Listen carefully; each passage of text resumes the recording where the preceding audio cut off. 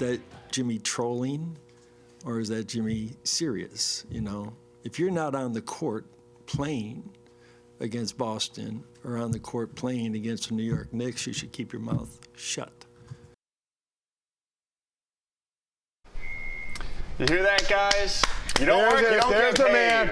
Pat Riley, that's how you run a team, Pat Riley. Good for you. Welcome to Game Changers. Mike Cunio, Kim Bokamper, Steve Goldstein. That was Pat Riley sending a pretty direct message to Jimmy Butler, who reportedly wants that 2-year max extension. Yeah. Guys, let's start right there. That was obviously one of the bigger news stories this week. Bo, do you think should Jimmy approach the Heat this summer and say, "Hey, I want that 2-year max"? Well, if he should answer the question. I'll play more than 60 games. I think he played 58 this year. I think it was 60 games this year. I'll play 70 games or whatever. I won't. The other thing, he kind of stays by himself in another hotel. Be part of the team. If you want to be part of the team, we'll go ahead and extend you. If you don't, we'll find somebody else. Yeah. And I think Pat Riley would be fine either way. Yeah, Goldie. Well, you were out to pasture last week, not on the show. So that's right. Someone's got to work. I'll reiterate it again. There is zero chance at 35 years old and banged up I'm giving Jimmy Butler the extension. I'm not doing it. Well, they have to. That's the bottom line. I'd move him. They have a year to wait, so they could just tell Jimmy unless he's unhappy and he demands a trade, which is what he's done before in his career. And I think the return matters, what they can get, because look, you're not getting a ton. I know you think they're getting a ton. Who's giving up a ton for him? I don't think they're getting a ton. I thought last week you said something. No. I said I think there's a market for Jimmy where they can definitely move him. I think it's pretty slim. But look, this team's in a position now with Bam and Tyler. I know there's some issues with Tyler, and you got Jaquez. You got Jaquez. Who looks like he's going to be a star moving forward. They may not need him. They'll need to. If he goes, they need to get somebody else. Even with him, they probably need one other guy if they want to be a team that's going to contend for a title, much less getting into the playoffs. It just doesn't seem like, number one, you can count on him with the injuries. There you go. And number two, this isn't the first time they brought up his games played. They spoke to the agent last summer about him playing more games. And you know the old saying, the best ability is availability. And you look at those top teams in the league, and you look at the Celtics, and you look at the regular season games played of those best players. Those guys play. My thing is, Pat Riley wants to be competitive every year. 100%. He's not rebuilding. Team that wants to rebuild. Right. So you're closer with Jimmy on the roster and maybe finding someone else, packaging a Jaquez, maybe a Tyler Herro to get someone else on this team. That's how this team is close. You're right about that. No, that's a good point. They're taking a step back in some way, shape, or form. So this is going to be a real stupid comment, but I'm going to make it. I'm used to making stupid comments. Why don't you offer a contract? We'll pay you $1 million for every game you play. There you go. That's basically what he's getting. Right? There you give you $1 million for every game you play. You pay 50, you get 50. You play 82, you get 82. He'd be hopping out there for game number 77 He'd be dragging on a Tuesday night in Sacramento. Dragging that leg down with crutches. He'd be like the tennis players, when they show up and they play half a set. Oh, I'm done. But you get your fee, right? I've got to withdraw. Look, the Heat have to. I think they have to keep him at this point. You think so? I think they almost have to play it out. I think this window, Pat Riley says, hey, we operate in 5-year windows if the core ain't going to work. They don't have a choice. Well, I know he's trying. I think he's trying to. If you ask me, I think Pat's trying to get Jimmy, to ask for a trade out. That way he doesn't have to do it. You think so? I do. Fascinating. Whatever. He's just got. The bottom line is he's got to play more games. If he doesn't want to play more games, let him go. Trade whatever you want to do and find somebody else, because you can't have a coach coming out each and every night going, is he playing tonight? No. Oh, 5 minutes before the game. Oh no, he's not because he strained his whatever. And then now I got to shift everything. It doesn't work. And I really don't blame the players. It's the outside people around the player. The guys with the shoe contracts, the agents. These. You got a little bruise? No. Sit down for 2 weeks. It's just the whole thing. It's encompassing all of sports. So I'm a little I'm an old guy, and I'm back in those days. So he was fine hanging out at the Miami Open though for the 8 hours. In the middle of the season. There you go. Some would say you're out to pasture, Bo. Well, I got a little straw in my mouth. I'm telling you that. Straw in his mouth. Tyler Herro. If they keep him, what role do you guys foresee him playing? I don't think he's a true number 3. He's not the third. Well, by the way, he's the bigger problem than the first subject about Jimmy Butler because they're paying him. So? They're paying him. The contract's a bigger problem. And that's not his fault. No. I mean, had the someone same offers you $150 million, you're taking it. We had the same conversation before 13 months ago about the Panthers goalie Sergei Bobrovsky and the $10 million. All of a sudden, he's worth $12 million. But you can't blame the player for taking the money. But if you're making that kind of money in a capped sport, you can get away with it in baseball because no cap. Big teams just buy their way out of problems. Just eat the money. He was not very good in that series, and I'm not saying he should have carried him to a win, but when Jimmy Butler's out, if you're a young guy and you're able at some point to maybe take that next step, you got to be better than what he was against the Celtics. He is supposed to be that guy that comes off the bench, the spark. I mean, Goran Dragic used to do it. He used to come off the bench. He used to say he didn't mind it because he could see how the game would unfold, and he was a 20-point night guy. That's what Tyler has to be. So Tyler, when you watch Tyler, and he's out, he's hurt, but he's got to be consistent when he's on the floor, and when he's out, he's very inconsistent. Look, if the more you play, the more consistent you're going to be with your game. And if you're out for 5 games, and then you come back and you play 3, and I scored 10 here, 25 here, and 10 there, that doesn't work. You got to be in there and play, and it's just look. It's the nature of the beast right now, but you've got to give the team some consistency when you play, and you can't do it if you're missing pockets along the way. We're just talking about the same as Jimmy Butler. Right. But Jimmy's able to turn it on when he needs to turn it on. The ultimate in the whole conversation is it is awesome that Pat Riley in this day and age sits there with that kind of passion for an hour waiting for everybody to finish their questions. He was a lot nicer because he absolutely loves UD and what he's done for the franchise, but he basically told UD the same thing he told Jimmy Butler. Shut your mouth. You don't need to be saying that stuff. And then he did call Tyler Herro fragile. Which is one of the worst words probably, Bo, an athlete wants to hear from a boss. Absolutely not. I never want to hear that. I would rather get injected in my knee 20 times than have someone call me fragile. But that's a little old school. Which is crazy because they think he works as hard as anybody. That is a terrible label. Well, in their mind, they think they're working as hard as anybody. Right. But when you look at him, Tyler works about as Pat Riley was great, though, man. This is what he does. Passionate. In your press conference, you got to be there. What other general manager in that league would stick their neck out like that and put his thumb down? This is the way we play, and if you don't like it, goodbye. Maybe Danny Ainge back in the day. Maybe. Yeah, but he's not there anymore. Riley had a press release. He didn't last as long as Pat has. I think it was. All right, still on Game Changers. We're not going to shut up. No, we're going to talk a lot about the Panthers and Bruins. That series really heating up. That's coming up next. Game Changers is sponsored by your Volkswagen dealers of South Florida. Shop your 7 passenger favorites at VWFlorida.com.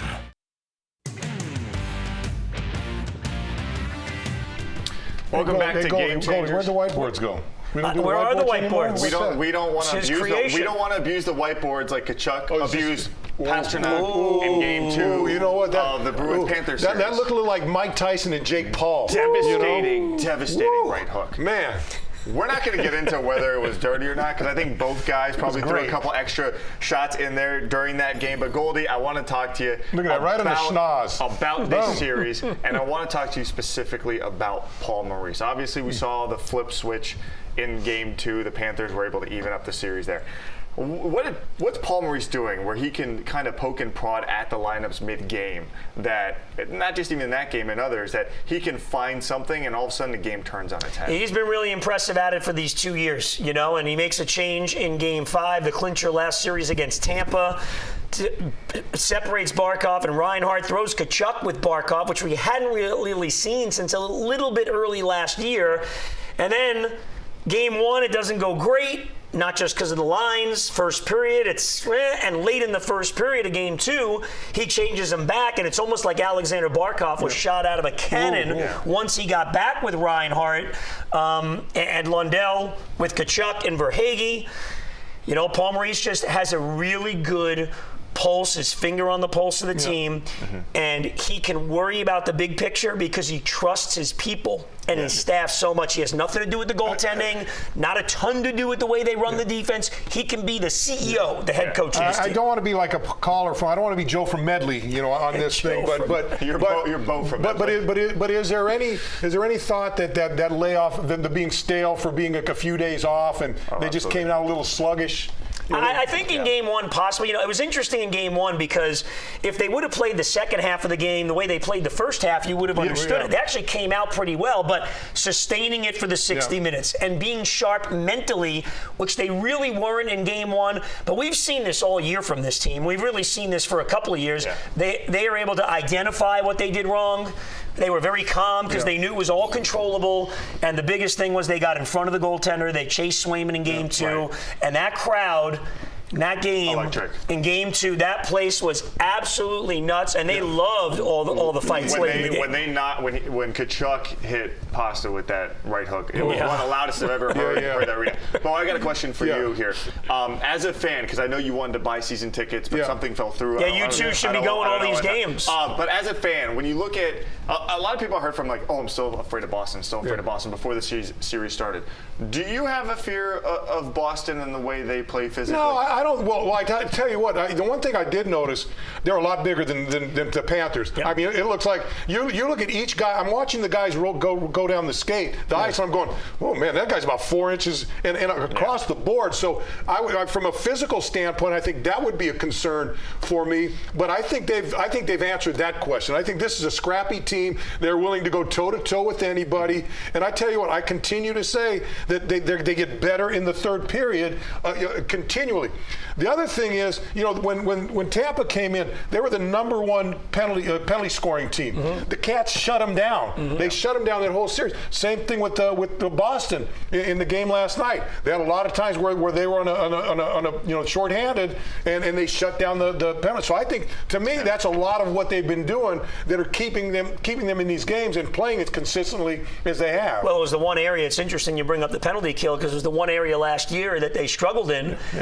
The coaches identified it. The general manager identified it. You look at oftentimes who's killing the penalties. It's Dmitry Kulikov. It's Kevin Stenlin, guys they brought in kind of under the radar. Nico Mikkola that not a lot of people talked about, and now they've kind of fixed that. So I think game two was their welcome to the playoffs. I didn't think they needed any of the extracurricular stuff to beat Tampa, and they didn't really have it in game one. All of a sudden, you're down a goal in game two, down a game. It's time to get engaged into playoff hockey. And boy, were they. Those games in Boston are going to be brutal. Game three is probably wrapping up just about now, so next week we'll talk about where this series is at. Should be a lot of fun. All right, they're up by 3. On Game Changers. Don't listen to him. So on Game Changers, the Dolphins have been making some moves post-draft. We're going to talk about the newest addition at wide receiver, Odell Beckham Jr., when we come back.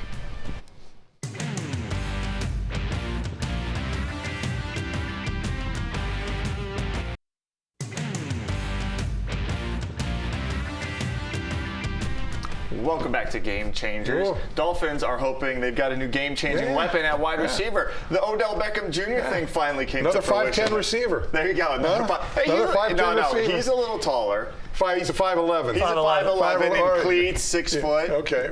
The cleats sink into the ground, brother. Hold on. The cleats sink into the ground. The guys who are 5'10" on that team, that's a generous 5'10". Well, how about getting a guy that's how about getting a guy that's 6'3" so Tua can go into the end zone in the red zone? I'm glad you brought that up. That's exactly what I'm saying. This is the they got question Jonnu Smith, the tight end. No touchdowns by the tight ends last year. They need to get production now. The times in the red zone. Okay, clearly. This is where I was going. We saw the Chase Claypool experiment last year. Didn't work. I mean, not really a fault of his own. He came in mid-season. Yeah, it was his fault. He wasn't good. That's right. It's not his fault. Bingo. There you go, Goldie. Come on, Throck. There. Well, he wasn't good.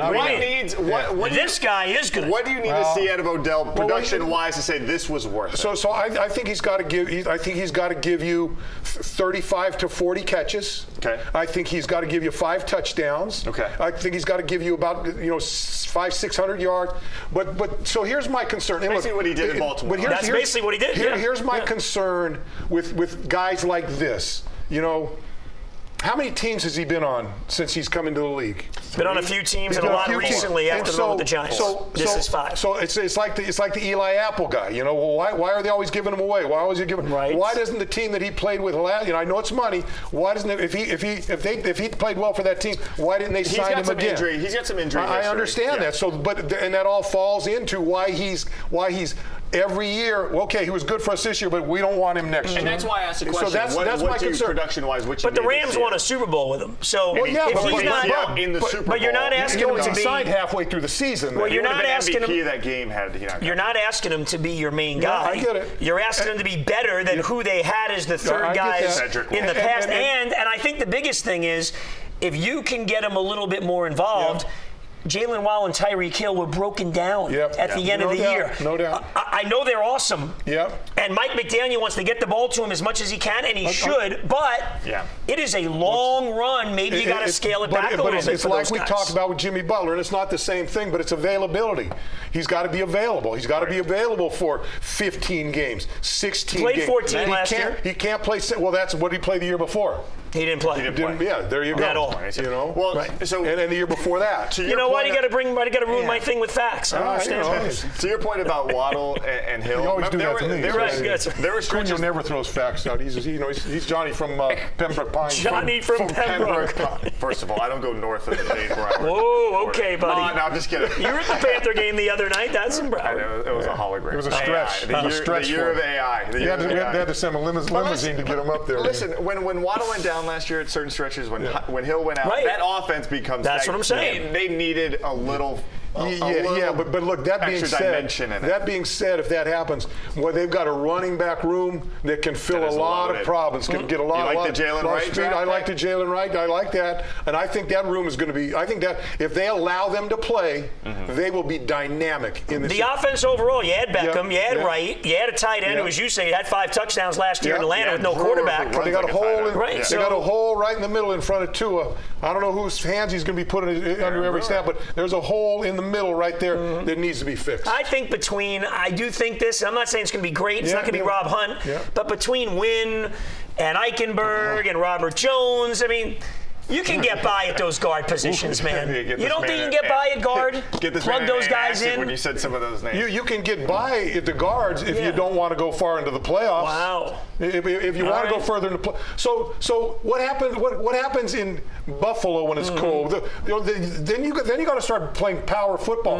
They didn't have a power football offensive line. They did with Robert Hunt. Now Robert Hunt's out. No, you lose. That was a big, strong dude right there who was moving people around. You're all right on the outsides now. And you got the draft choice coming in, and so that's you should be fine overall. But you got to find somebody, and I don't think Connor Williams is either going to be healthy, or even if he is, I don't think he's going to be that guy. Yeah, not counting on him. Let's move over to the schedule because you did talk about Buffalo and the cold. The schedule release happens next week. Do you guys look forward to this? And the Dolphins have because I can start picking the restaurants I want to go to. The Dolphins have one of the easier roads this season in the NFL. Goldie. Yeah. Do they need to win more than 11 games? Well, first of all, I better beat the Titans this year at home. Oh, my God. Sorry to open up a wound there. That is a wound right there. Christian Wilkins coming back. McDaniel against his former boss. You imagine Christian Wilkins coming back here and playing? I was talking to Jalen Phillips about this at the draft. He said he's going to try to snag line up some against Eichenberg and those guys you got in the middle there. That'll be now, fun. there's the road schedule. Now, here's the interesting thing because you got a lot of cold weather games if they're at the right times of year. Green Bay, Cleveland, the division. So we'll see how those end up shaking out. Dicey. Could be a little chilly. So I got a feeling Seattle may be the first game out of the chute.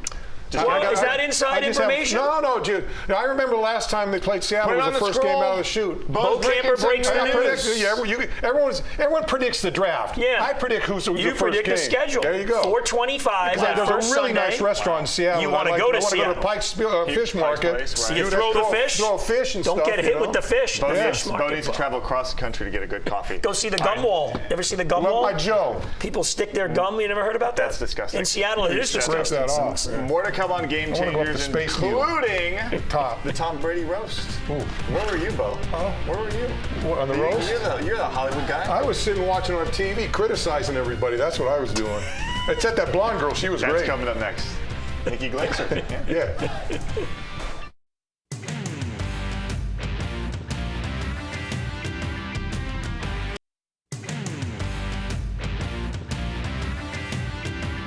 Let's wrap things up here on Game Changers and bring in the man, the myth, the legend, the one and only that? Control Room Leo. Who's that? Oh, Leo, I think he found a microphone that works. Uncle Leo! Hey! We draw the eyebrows on him. Hey, what's Hey, going you want on, my guys? watch? Hey, I was just talking to Johnny from Medley. He wanted me to ask you guys a question about the Tom Brady roast that was on Netflix Live. My question, it was a crazy show, but my question for you guys, who would you like to see from South Florida get roasted besides Kim Camper? I was gonna say Bo. That's a tough question. You know, I think it'd go big. Can I go? Yeah. I think Mike McDaniel. That's You good. know, he's a new age guy. That is good. You know, he dressed. He's got. You know, Think he would take it well? He's got the nice 100%. dresses. That'd be awesome. He would buy right into it. He'd have the nice hat on. He'd have the nice jacket. He'd come on with a nice backpack. Yeah. And you know he's going to bring some good tennis shoes to the table, Man, right? that would be my choice. I'd like to see that. You know what? I like to just agree with you, but I can't. I got to come up with somebody else. Yeah. I'll go Eric Spoelstra. How's that? Back to the video days and being in the video room and working his way up and all that. Yeah. So I was between Spo and Marino because I think they're a little stoic. So I think you got to get guys who might get a little flustered with it. Yeah. You want to know my big question? Why did Tom Brady agree to do that? Let me tell you what. What does he have to gain by it? Attention. So More attention? So to me, Tom Brady ruined his image to a lot of people on that show. He was the clean guy. Yeah. Now he's. But why does he want his kids to go back and watch that years from now? Tequilas, having the kids, having his kids hear all that Dad stuff. was cool. Hey, As good if for winning 7 Super Bowls you know wasn't what? cool enough. You know what? Some of the comments weren't so cool. They stacked it up pretty high, I believe. Well, let's be fair here. What was the check? And then answer Like that he one. needs the check too. Yeah. Come on. Go. You're not doing bad, but you're not turning down any money, are you?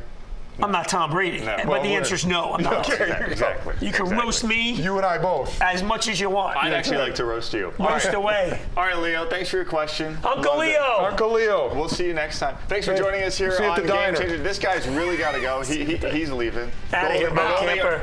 Go to Boston or something. Happy Mother's Day to all the moms. Happy Yes, Mother's happy Day. Mother's Day. Great way to end this. We'll see you next Take time. him out to breakfast or brunch.